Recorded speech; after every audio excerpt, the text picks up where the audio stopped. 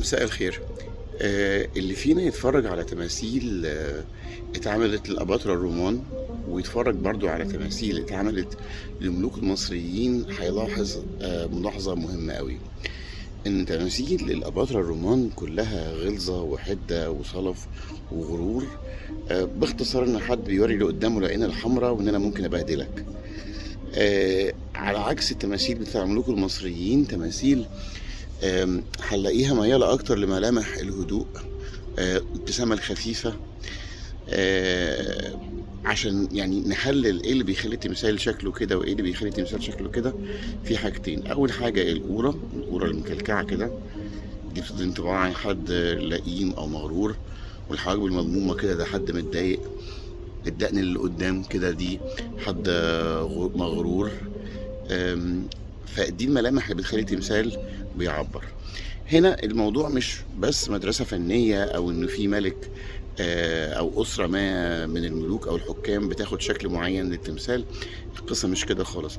القصة بتتكلم عن فلسفة الملكية، أو فلسفة نظام الحكم بالنسبة للمنتاليتي المصرية القديمة أو المنتاليتي الروماني.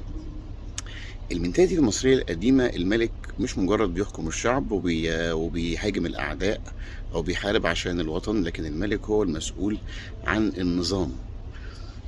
وبالتالي النظام ده مستمد من الكون. فالسلطة الحاكمة ممتدة لحاجة أبعد بكتير من الشكل السياسي أو الشكل الاجتماعي. السلطة واصلة لحد نظام الكون. بالتالي الملك لازم يكون في شكل من أشكال الاتزان اللي بتخليه مش مضطر عشان يحكمك يكشر فيك أو. وده بيعبر عن حاجة واحدة، عن قوة شخصية الملك أو قوة شخصية النظام بتاع الحكم أو الطريقة اللي الملك بيتربى وبيتعلم بيها. إن هو مش مضطر يزعق أو يتعصب أو يكشر عشان يوصل اللي قدامه إن هو لازم يطيعه أو يحترمه. بالظبط كده زي ما يكون عندك مدير قوي، فهو مش مضطر يتعصب أو مضطر يزعق لك، لكن بمنتهى الهدوء يروح هبدأ الجزا وانت ما عندكش غير انك تقول حاضر، وممكن كمان يديك الجزا وما تبقاش كاره او متضايق منه. عكس مدير ضعيف بيحب يمارس شكل من اشكال السلطويه او الغلاسه. وده بالنسبه له هو يعني بيمتع رغبه جواه، ان هو يبان قدام الناس غلس او يتقال عليه ان هو غلس. مش مهم انك تقول عليا ان انا مدير غلس، المهم انك تسمع الكلام. واحد قوي، واحد ضعيف، واحد بيحكم بالتوازي او كامتداد لنظام الكون، واحد بيحكم مجرد شكل من اشكال الحكم السياسي.